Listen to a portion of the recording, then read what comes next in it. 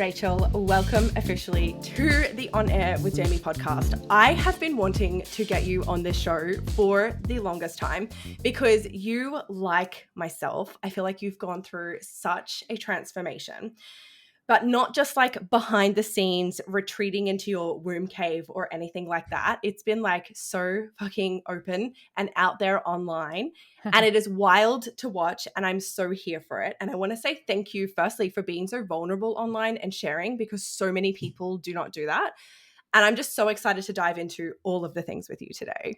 I'm so excited, Jamie. Thank you for having me. I think we were having a conversation about coming onto your podcast like a year ago or Literally. something. Something like And it's that. taken us that long to organize it. So it's a milestone to be here today. Thank you. I am so honored. Do you know, I think Um, it's always divine timing with this stuff, it because if is. we had have recorded that episode a year ago, it would not have been like the episode that I just know. Like, I've got goosebumps already. I already know how powerful it's going to be, because I think Yeah. we were both kind of in the trenches then, and there's so much power, like still in the trenches, but on the other side, you know? Totally. So much has shifted, and so much shifts in a really short time when you're ready for it, and it is divine timing. And in terms of what you were just saying earlier about sharing these kinds of transformations and being visible with them, I wholeheartedly agree that this is something that's not really done much. I mean, people in the messy middle like to kind of stay private with that, and I fully respect that. But for me, it has very much been a journey that I want to bring my audience on with me, because this is the work that I'm so passionate about, is evolving, transcending, coming into alignment with yourself. And as I am a Manny-Gen, I'm a 6-2 Manny-Gen, the sixth line being the role model, I very much need to be an embodiment of that for my people. And so to be an embodiment of that means sharing all of it. And so, yeah, I think it's so important. I love that. And I love how much you talk about like specifically your human design and how that serves people. Because here's another thing I've noticed about you, because I notice these random things and I swear people are like, bitch, you're a crazy stalker. I'm not. I just Actually, see you're a things. projector. You're a projector. I am. I see that. My husband's one as well, so I know. Oh, I'm glad that you're aware of it then, because otherwise I swear people are like, that's so weird that she knows that about No, me. no. And I'm like, I just see, like, I can't The help it. penetration of the Yes. auric penetration. Yeah. I love how much you share about your human design and why it's important and why it makes you, you basically. Because what I see a lot in this energetic space, particularly, is people sharing about other people's human design and how it can help them learn about themselves, which is obviously really important. But we never think about how our coach, our mentor, or like that person that we're connecting with, how their design type and who they are actually affects us, which I think is Totally.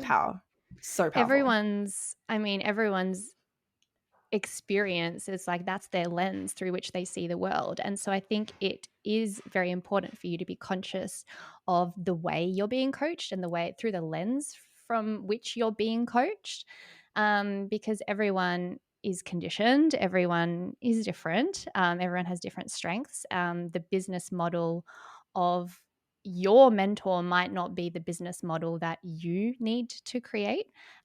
So that's why all of the work that I do is really around understanding who you are, like your unique energy, your unique strengths, your individuality, and coming it from that place, rather than like me telling you like this is what you need to do, because what works for me is probably not going to work for you. Yeah. I feel like we should just go straight into that, because like we've already spoken about, neither of us are here to like play on the surface. We want to go deep. If we're not solving the world's issues in this podcast episode, then like who even are we?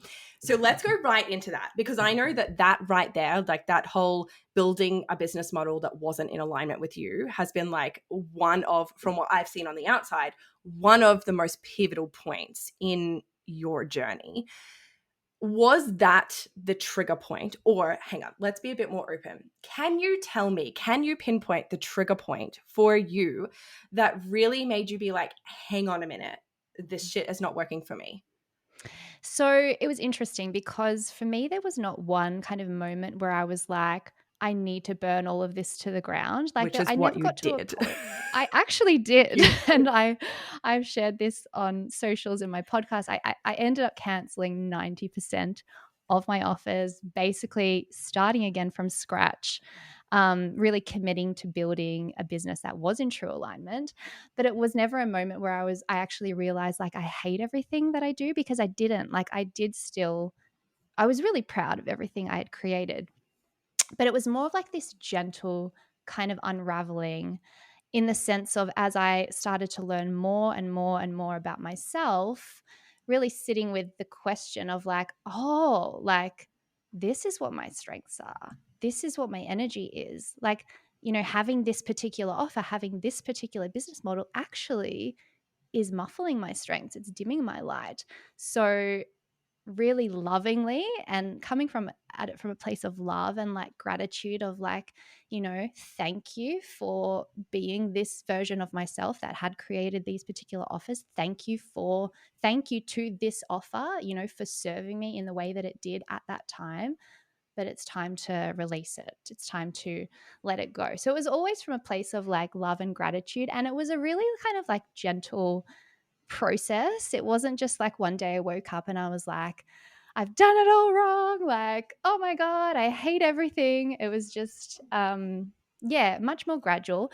But being aligned to in human design, which, the archetype is the hermit, which I find hilarious. There are periods in which, when I'm going through this big kind of like transcendence or evolution, I do feel the pull to kind of retreat, to Mm. get that perspective and to kind of go inward and introspect. And so when this was kind of all playing out, I did feel that pull to just retreat. And I think I disappeared off socials for a month or more, where I was just sitting with all of these big questions.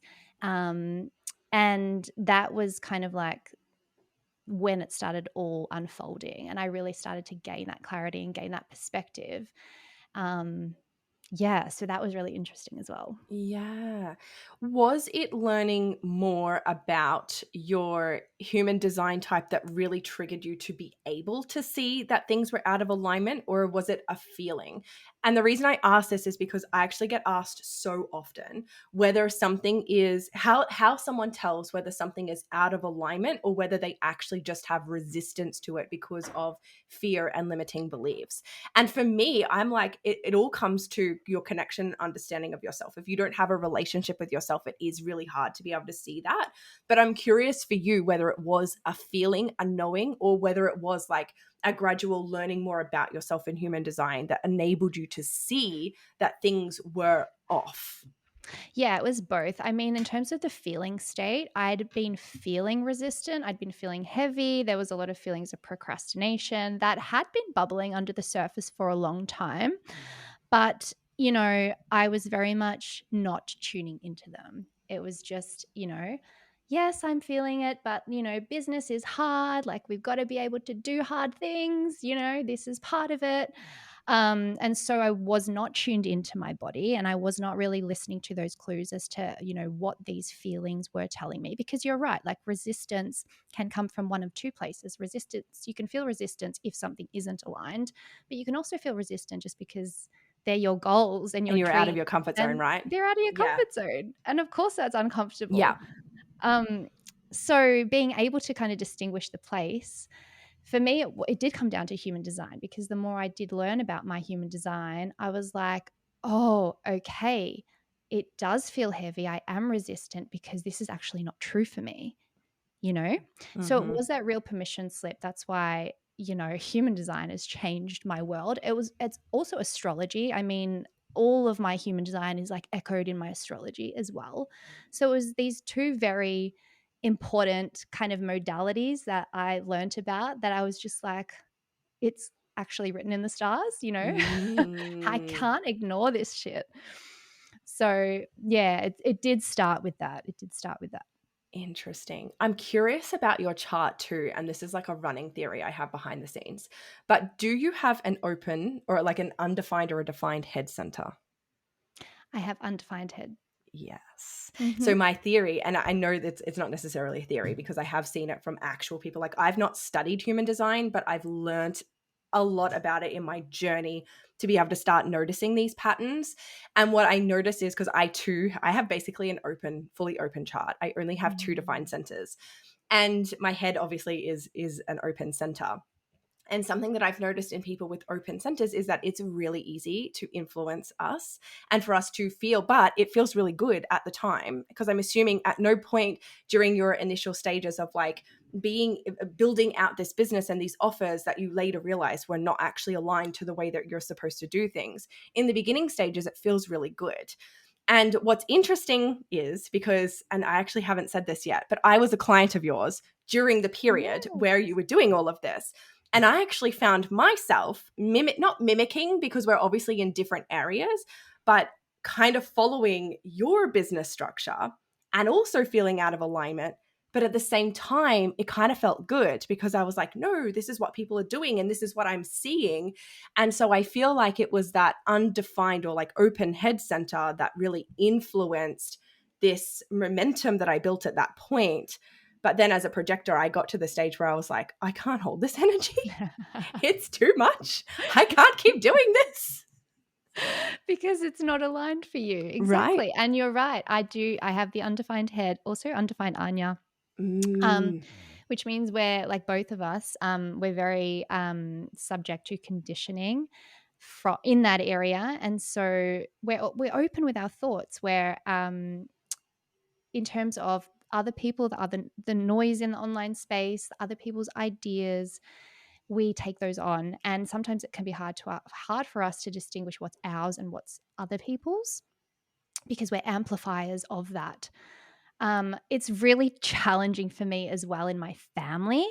Every single one of my kids and my husband also is defined in the head.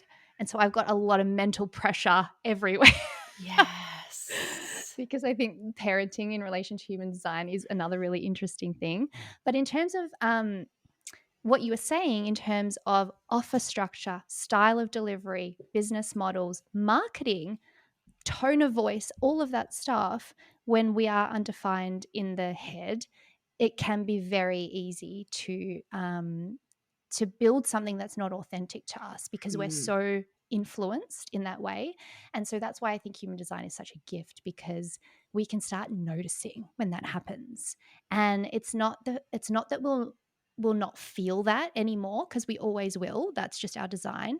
But it's when we can notice and be like, oh, like I notice that this is my habit, my pattern. And we can be like, well, is this actually true for me? Yes. You know, I that's actually the think it's power. really powerful. And it could be also, I'm also a Libra sun.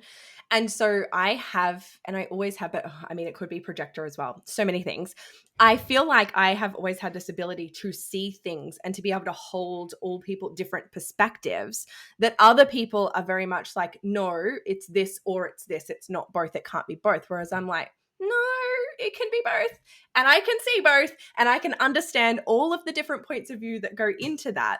And so I think people look sometimes at these, like I was definitely like this when I first learned about human design. I was like, oh my God, my whole chart's open.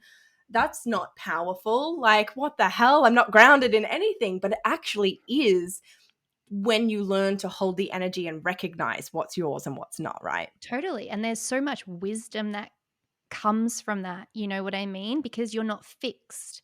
You know, you can gain the wisdom from other people. And that's what's really powerful. And in terms of your Libra sun, my daughter is also a Libran. So I see that. I see how sensitive and in tune she is to the dynamics of other people, and the energy of other people. So I see that in her as well. And it is a projector thing, and it also is an undefined or an open head thing as well. Yeah. So it's a So you triple got a whammy. lot of you got just a lot going on in that Yeah. sphere. So that's really powerful for you. That's a real gift for you. So you absolutely should be using that as one of your superpowers in your business, because that's what it truly is. Yes. And I'm learning more about that. But this isn't a podcast about me. This is a podcast about you. Let's go a little bit deeper into like your journey and burning it to the ground. And what I really want to know is how it was for you to I know that you've had periods of being the hermit and like leaning into your own space and your own energy, which I think is really important. Like, I don't think we should all just be airing our dirty shit online. But what I do love is how you have continually showed up and shared your journey at the points that felt right for you. But I want to know how that felt, because it can be so scary, like being vulnerable online and sharing what you're going through. And I feel like there's this air of, if I share this, people are going to lose trust with me and I'm not going to look like an expert anymore because I'm going through all this shit behind the scenes. So I want to know how you dealt with that, if you felt that way, and like just tell me all the things. So I almost felt the opposite actually. Yeah. I became so grounded in who I was. Yeah. And so there was this element, or this bedrock essentially, of this is my truth. Like, this is my authenticity. This is who I am. And I was so solid in that from that place. So, you know, like making all these moves, sharing the behind the scenes came very much from a space of like such strong inner confidence. Like, I just have to, you know? Mm-hmm. And again, as I said, with the line 6 being that real embodiment of that, being a 6-2 is really about individuating, being empowered, being unique, and being an embodiment, so that other people can find that for themselves. And so the sharing part is just like, it's so important with that. Do you know what I mean? Yeah. Also, in human design, I have a defined throat center, which I don't think you do because you're No. a projector. No. Um, so I have that consistent, energy in my throat center. Like, I need to be speaking. It's directly connected to my spleen as well. So I have like that strong intuition as well, like you as a projector. So I need to be communicating like consistently. And so it's been Yes. really important for me. And I do hear what you're saying in terms of like, oh, if I pivot, if I want to pivot and switch things up, like, what are people going to think? But the way I was running my business previously was very much, looking back, very misaligned and very inauthentic. Mm-hmm. And so I was really grounding into my full expression of myself, which I think is exceptionally authoritative and Mm. exceptionally trust building. Mm-hmm. Do you know what I mean? Yeah. So I didn't really have those fears. It was more about coming home to myself. It was very much internal instead of caring what the outside world was kind of viewing it as.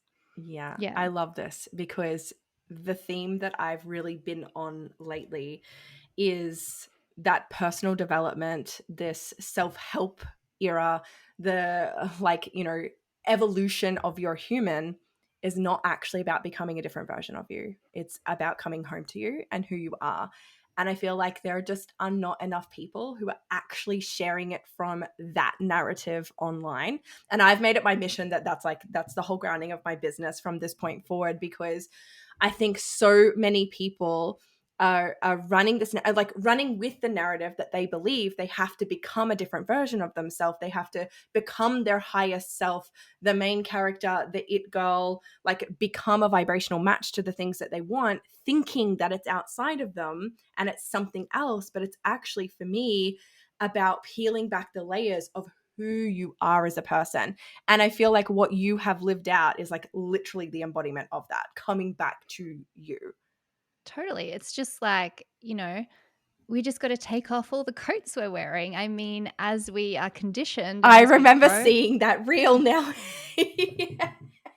Yeah, I made I'm a going to reel make sure about that's that. linked below so that people can get like the visual of what you're talking about with the coats.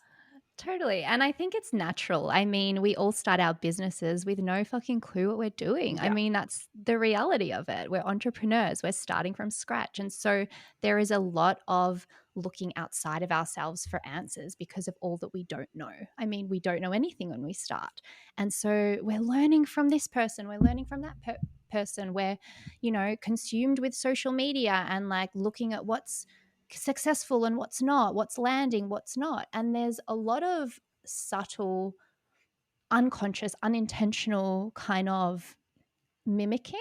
I don't want to say Mm. mimicking is not the right word. It's just We're doing I call it subconscious mimicry though, because it is, okay. I know what you're talking about. It is like, it's not done intentionally. It's not No, like copying, but there is like, you're putting out the same energy as other people that you've consumed their energy of almost.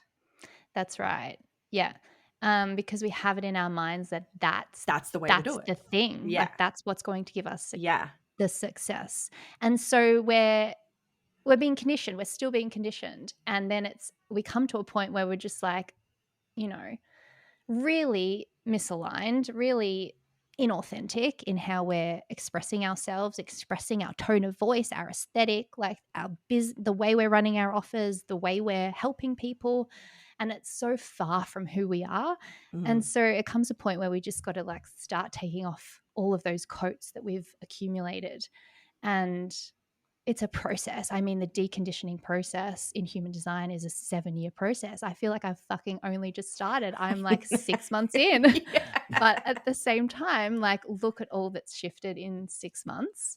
Yeah. So it's also really exciting to be like, what expression of myself am I going to be in 7 years when I continue to decondition, continue removing these layers? And I'm not becoming a different version of myself. I'm not trying to be someone I'm not. I'm just coming back to my purest Who form. you You know what are, I who mean? you were here to be.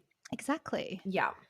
Yeah. Exactly. It's so So it's a really powerful. beautiful, Yeah. a beautiful evolution, but you've Yeah. got to be ready for it. I mean, there's got to be a moment where you're ready to do this work because this is a really big work. It's confronting work. There's a lot of Mhm. change. There's, you know, um, so yeah, everyone will have their own divine timing for that. Let's talk about that because, and this is something like, I feel like sometimes the things that I say have to come with trigger warnings because I do recognize that sometimes I call things out and people are like, what? I wasn't ready to hear that. And that's okay. But I do I feel like project there the is invitation. literally, You're being invited, Jamie. I give you the invitation. I hope you're ready for it. No, you will be. But I do feel like in this space, particularly online, there actually is a lot of surface level work that I do believe has a place because I do believe in those beginning phases where you want to just dip your toe in and play in personal development because it's the cool thing to do. Like some of the stuff is really fun to play with. But I do believe, and I know for you, your stuff has come from deep inner transformation.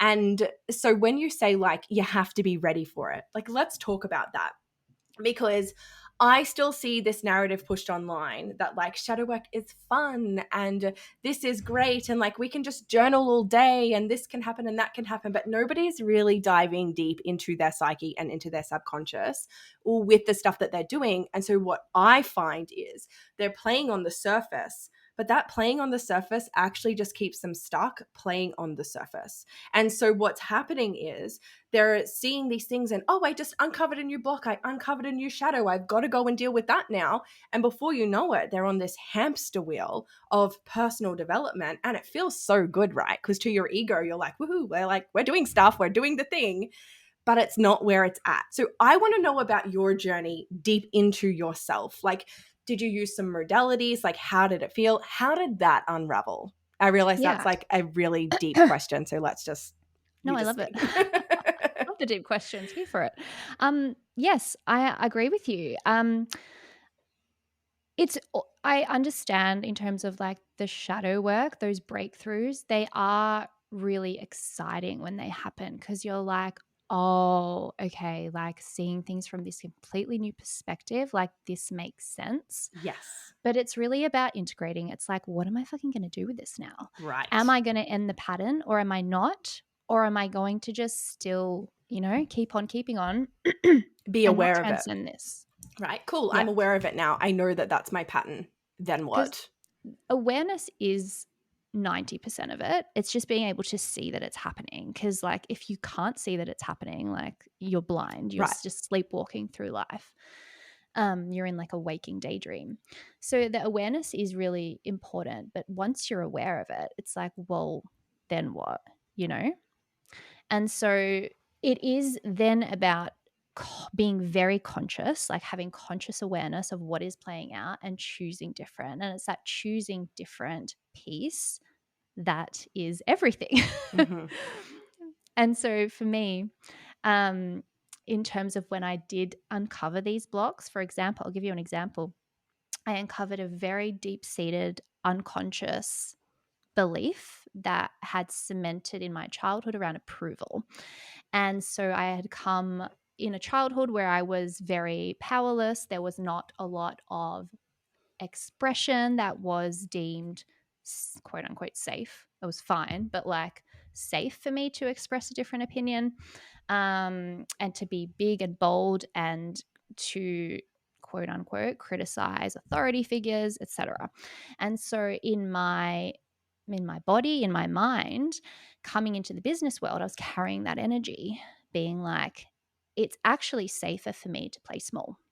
It's Mm, actually safer for me to not achieve XYZ because to me, approval came from not doing that, mm-hmm, you know, to not being fully expressed. And I believe that in this lifetime, it's one of my, like the purpose of my soul to transcend all of that. Um, but having that awareness around that, I was just like, oh, it makes so much sense. But then I was like, okay, well, what am I going to do about it? And then it's about every day having that commitment forward and being like, I know where this is going to trip me up. And this is what I have in place to kind of support me in that. mm-hmm. Also, backing, like having human design and knowing what my strengths are, like knowing what I'm made to do is really supportive in that way because I can Mm-hmm. just be like, this is all the evidence that's showing me that this is what I'm meant to do. So just fucking get on with it, you know? Yeah. Yeah. So, Yeah. yeah, I love that. And that's where, so the work that I do then, I guess, takes it one step further. And I want to use this to build on that because I do feel like the conscious awareness and then being able to see these things and choose different and all of that is really powerful and important. But I then find like I want to take things deeper by actually like okay, let me just tell you a story because it's so relevant to this because I actually have when you were saying that I'm like I literally just went through this exact same thing where I realized like as a child I had the exact same beliefs and thought patterns that you did, and I used to spend all of my time hidden in my room reading books because that's where I was safe. That was my safe place. And so when I realized that, I was like, wow, okay, so now I need to choose that it's actually safe for me to be seen and it's safe for me to be heard. And I know that I'm here to be seen and be heard on a different level. But to take the healing one step further, I took myself through this inner child process and it was so wild. I was like in tears by the end of it. But going back to that point of little me, like in the room, and having conversations with her and like really working on the neural pathways in that way rather than also just from the conscious perspective. And I just wanted to bring that to the conversation because I want to totally. really share like the different ways of healing and of actually transcending this stuff and integrating the new pathways and the new ways of being, because I think people get really caught in, okay, well, I'm just going to go into journal mode and I'm just going to journal this out, and then all of a sudden like, okay, I feel really good because I've moved through that. But there's so much more to it, to actually forming those neural pathways. It's the Totally. repetition, it's the choosing again, it's the, actual reprogramming that needs to be done that I think like the conversation is not deep enough around. Yeah, I agree with you. I've done a lot of that inner child work as well, and like really going back to that child and like allowing her to express the feelings she needed to express in a safe Yes. way. I think it's really powerful. Also, from a neuroscience perspective, it's like it takes a minimum of 66 days to rewire the neural pathways and to integrate new habits. And so the repetition is really important. What I also found is like when I started to really dig deep around, and all of this approval stuff, it relates to fear of rejection, Mm. fear of loneliness, Mm-hmm. fear of abandonment, Abandonment. which Yeah. is deeply embedded in ancestral, like our ancestral DNA. But also, I became really curious about my past lives as well and being like, I wonder if something's there. I wonder if I'm carrying this like karmic baggage around this. I just became curious. And one of like the commitments I made to myself this year was a commitment to curiosity. Yeah. It's like when I had an interest to explore something, I was going to run with it. And so I did some past life regression work, and literally every single past life I experienced had a deep seated trauma around fear of rejection, fear of abandonment, and like, you know, chronic anxiety around that. Mm, And so it was really interesting to see that I'm carrying that energetic blueprint as well. yes. Um, and also to do the healing work around that, because that's healing in the chakras that need to Mm-hmm. be done. You know what I Yeah. mean? And so, clearing meditations over a number of weeks, Yeah. and healing the witch wound, which Yeah. essentially we all have as females.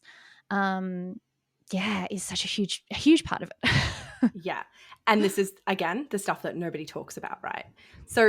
It's so funny you even bring this up. I had a past life as an opera singer who was booed off stage. And it's so funny because even when I first started like my podcast and speaking online, I couldn't speak. I didn't ever actually show my face, talk to the camera. If you go back, and I actually encourage anyone listening to go back and listen to like my very first episode, it was scripted, and I like, my voice doesn't even sound like me. I listen to those episodes and I'm like, who are you? But it was because not only do I have an undefined throat in human design, so it's not strong at all, but all of this conditioning around speaking up and using my voice in my like this life, and then carrying that trauma from another life. And I understand that that's a lot for people to actually take in, like the whole idea of having past lives and then also Right. carrying that trauma and all of that. But I do think it's really important to go into that and not necessarily always bring conscious awareness to it, but definitely look at what trauma are you carrying from other areas. And the fun thing is, when I do the superconscious recode with people, we actually can clear all of this through that process. So I that's find it personally how fascinating. I did it. It's really like, it's wild, right? To even think about how it happens and how we can carry that and why it's important, but it's just part of our soul's journey. Totally. And I mean, this is pretty woo, but I know you're here for the woo. But I'm so here for I it. am of the belief that, this has been the pattern of my soul, across many lifetimes. One where it has been unsafe to be seen, unsafe to be heard. I mean, one of my past lives, for example, I was a healer, a spiritual healer, healing with crystals. And I was persecuted for that. I saw myself on like as a wanderer, like always looking over my shoulder, not, killed for my gifts, but always on the move. It was never safe to be seen. And so I had this life of like, anxiety of scarcity, of, it was never safe for me to be grounded in my power, to Hmm. be seen for all that I was, and to really bring my gifts to shine. And I've had a number of other past lives, like different traumas, but same Same themes. theme. Yeah. And it's interesting to me that my soul chose this body, this lifetime, these parents, these experiences to be born into, to have had the childhood I have had, which by the way was great, like loving, all of those things, but to still have had that feeling where it was not safe to be fully expressed. And so to therefore be carrying all of this conditioning into my adult life, but in this lifetime, I'm ready to heal it. I'm ready to finally see it and Yeah. transcend it. Yeah. And I think that's super powerful. I don't think it's by accident. It's not. And I have goosebumps even thinking about this because I actually feel like this is a theme for so many people. Like, there are so many women in my world right now that are going through the very same things that you are, the same things that I have been through.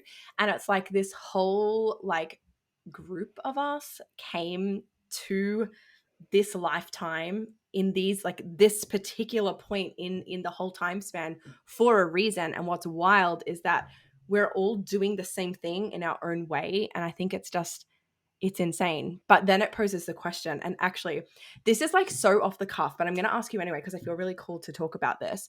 But like, do you think there is a reason why. Like, I know everyone in the very spiritual community is talking about this, like ascension to 5D and things like that, which truthfully I don't play a lot into, just because I just like to be on my path and not get too wrapped up anymore in other things that are going on around me.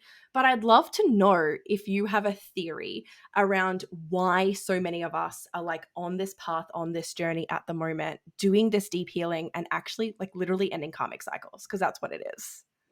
Yeah, I mean, this is something I'm actually reading a lot about right now. I'm like down that rabbit hole of like the soul. Yeah. This is like, you should see my Manny Jen bedside bookshelf right now. I swear I've got 5 books stacked right there. The soul's journey, the soul purpose is one of them. Yeah. Yeah. So I love it. Like, I love this chat. Um, and the practitioner I worked with in terms of my past life regression, she's like deeply into all of this as well. Yeah. And, you know, there's this concept that there's a soul family, right? And, you know, there's the consciousness of the universe, is the universal consciousness.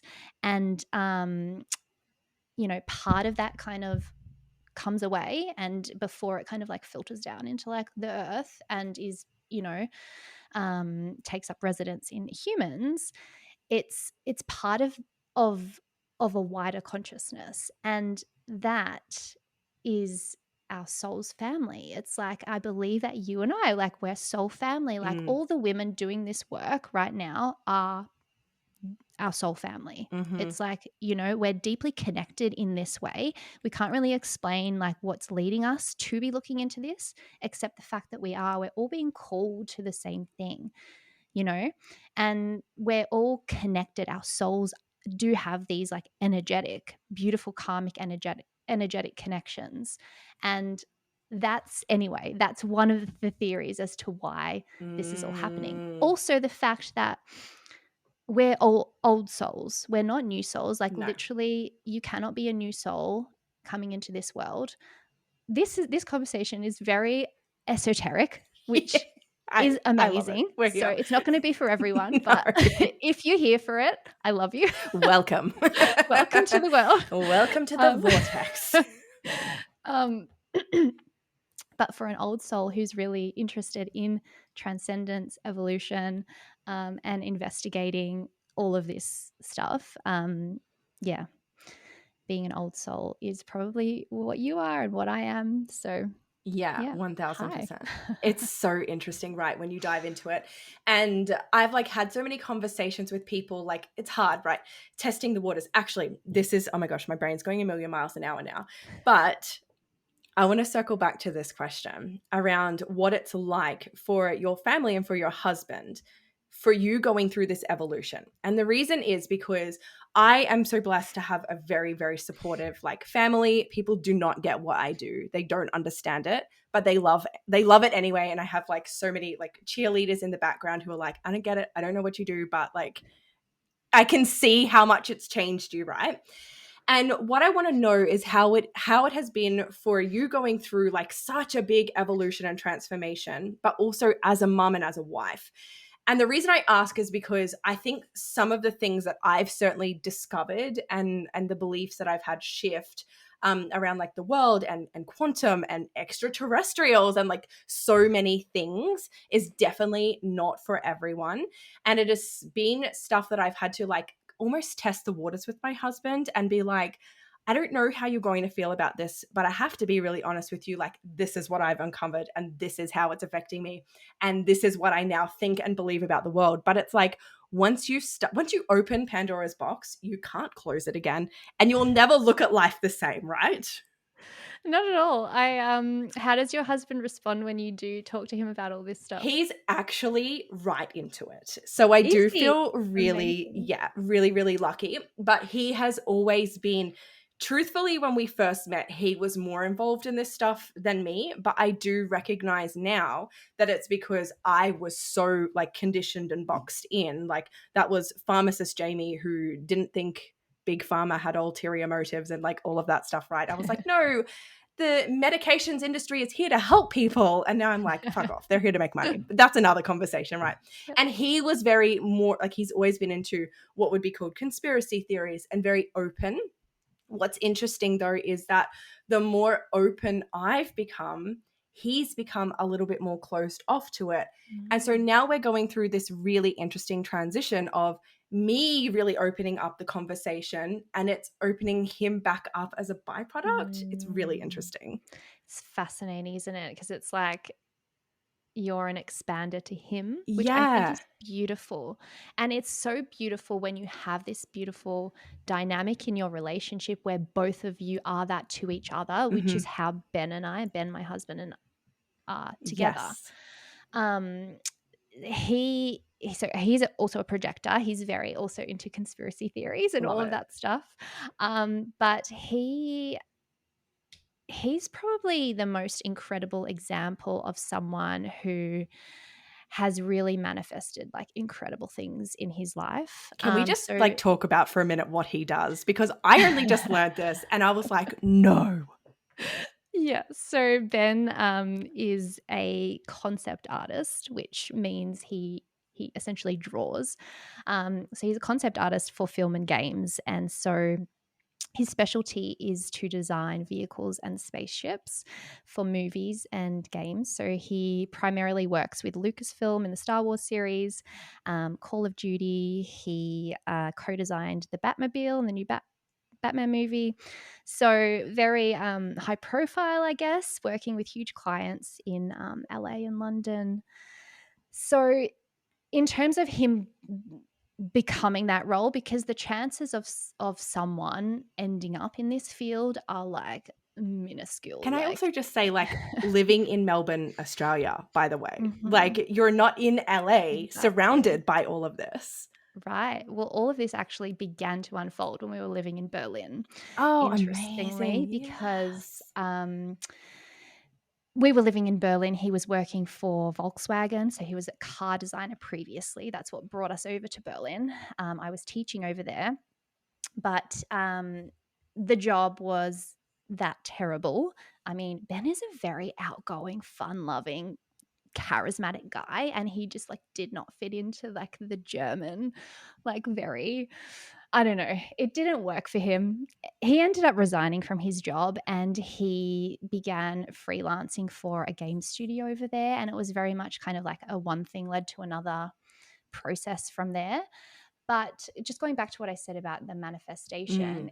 as a little kid, I mean, he's incredibly talented at what he does, but he had it in his mind. He just visualized himself working for Lucasfilm. He saw himself at Skywalker Ranch in California. It was like such a clear vision that he had, and he just knew it to be fact. He just had the belief that that was just what he was going to do.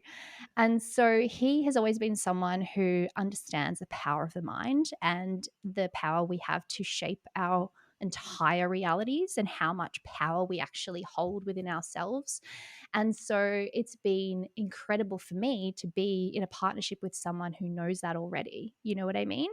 And to Mm. someone who can see my journey of learning all of that for myself in my own way, because it has to be a very individual journey. Yes. I have to uncover all of these things for myself. But to have that, to be surrounded with that kind of energy has been really powerful for me as well. But also, as I am becoming more empowered and I am talking about all these new things, some of which he's open to, some of which he's not. You know, he loves to remind me of like, well, you know, that's one way of looking at it, you know. um, he is being invited naturally to transcend and involve himself. I mean, just the other day Mm. we were having conversations around investing and money and being like, what do we, you know, what do we want to invest in? Like, what's the next step? And for him, with his childhood, he's really grown up in an environment where there was like a lot of scarcity. There was not much money. And so he's carried a lot of energy around safety with money, of wanting to kind of like squirrel money away, of not being comfortable with a lot of risk, you know, all those things.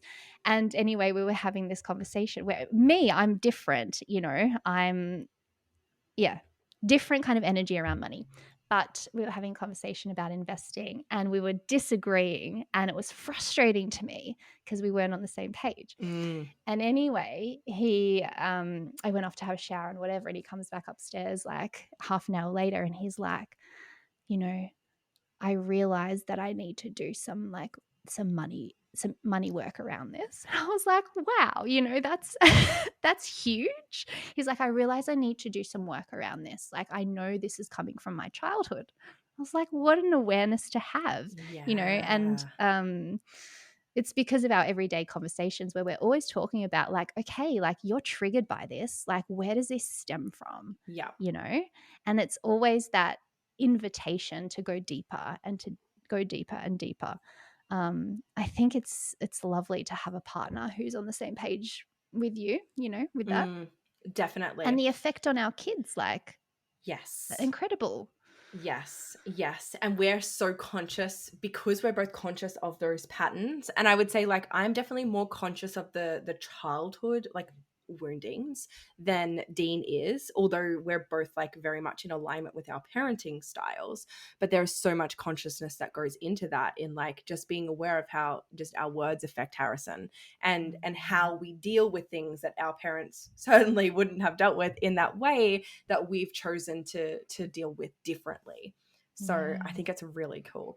I'm curious, just for anyone listening in who maybe doesn't feel supported in the same way that we do, if you have like any advice or words of wisdom. Truthfully, I see this conversation arise a lot in like entrepreneurial groups, and I used to see it a lot when I was in network marketing, which feels like a lifetime ago. But when people are surrounded by other people who just don't get it, and it can feel like incredibly limiting and like lonely. So I'm curious if you would have any information for anyone who felt that I way. mean, when we become more empowered, we will naturally trigger people. It's just a fact of the matter because it Yes. really makes it obvious how disempowered. It really makes it obvious, the difference in self-worth that Mm, the people around us have. And I think sometimes that it's the people closest to us that can become the most triggered because they so intensely feel worried of being mhm.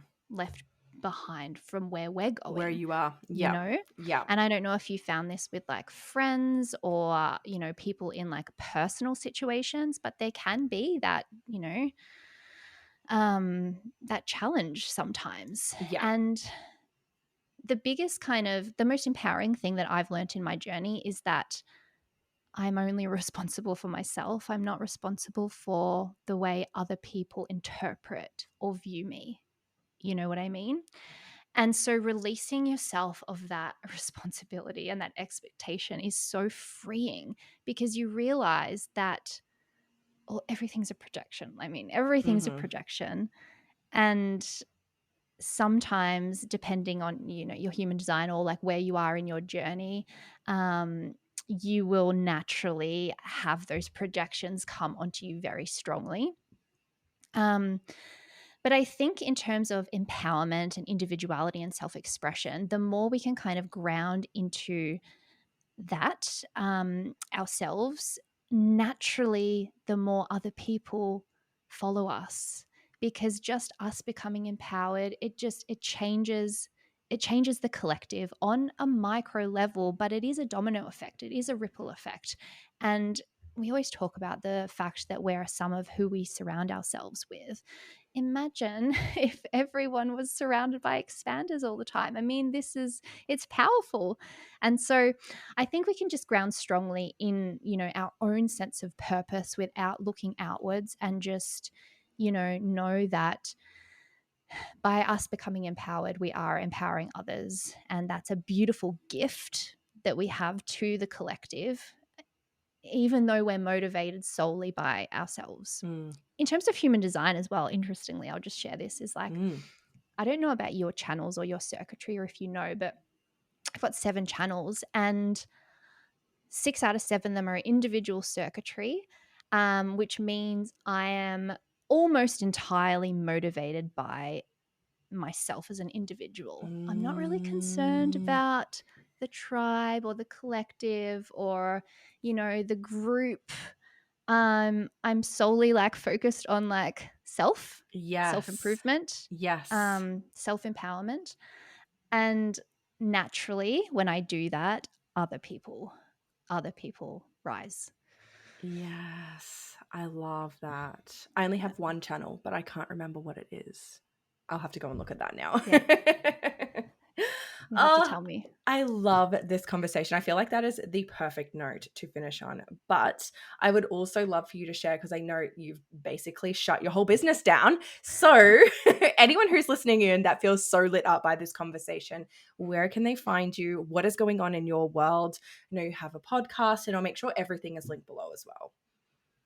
Yeah, so I haven't shut my business down. I've peeled it back so that I have only one way people can Yes. work with me, which is through private mentorship, Mhm. because it's the only thing that really amplifies my strengths, and really allows all of my gifts to shine.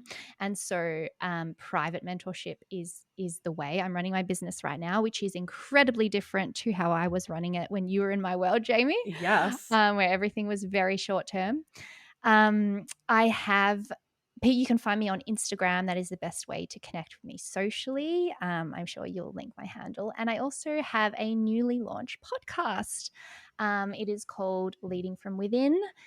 And it is all around stepping into your full expression of power and leading yourself bravely.